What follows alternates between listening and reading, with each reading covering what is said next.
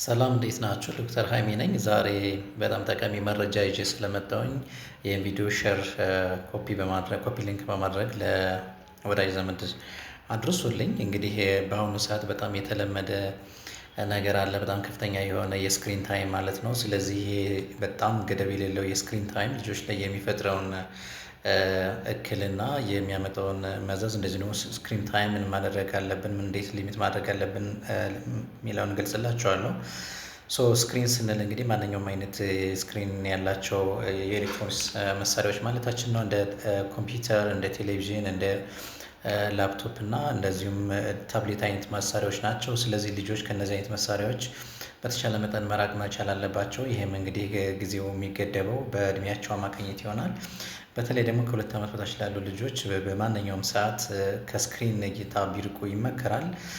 መኝታ ቤት፣ ሳሎን አካባቢም ሌላም ቦታ በምንቀመጥበት ሰዓት ልጆች ባሉበት አካባቢ እነዚህን ማቴሪያሎቹ ብናርቅ የተሻለ ነው የሚሆነው።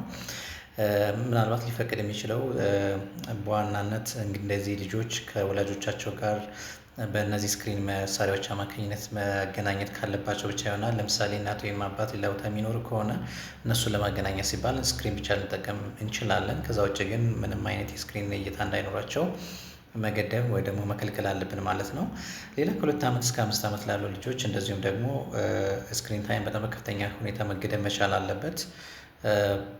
ቢበዛ እንግዲህ ለ1 ሰዓት ነው የሚፈቀደው። ይሄ የምንጠቀምበት የስክሪን ጊዜ ማለት ነው በጣም ሃይ ኳሊቲ የሆኑ ወይም ደግሞ ከፍተኛ ጥራት ያላቸውን ቪዲዮዎችን ለምሳሌ ትምህርታዊ ኮንተንቶችን፣ ሌሎችም ደግሞ ኢንስትራክሽናል የሆኑ ቪዲዮዎችን ሊሆን ይችላል እኛ ባለንበት ወይም ደግሞ ቪዲዮዎችን እየገመገምን እያየን ነው ማየት ያለብን ወይም ደግሞ ማሳየት ያለብን ማለት ነው። ስለዚህ ቢቻል እነሱ መራቅ አለባቸው። ካልሆነ ግን እኛ ባለንበት ለ1 ሰዓት ያህል ብቻ ማሳየት አለብን። ሌላ ከ5 ዓመት በላይ ላሉ ልጆች እንደዚሁም ደግሞ የእነሱም የስክሪን ታይም በጣም የተገደበ መሆን አለበት። ይህንን እስከ 2 ሰዓት ድረስ ሊፈቀድ ይችል ይሆናል። ነገር ግን ይህም እነዚህን ቪዲዮዎችን ስናሳይ ቪዲዮዎቹ በጣም ከፍተኛ የሆነ ኳሊቲ ያላቸው መሆን መቻል አለባቸው። ለእነሱ የሚጠቅሙ መሆን መቻል አለባቸው ማለት ነው።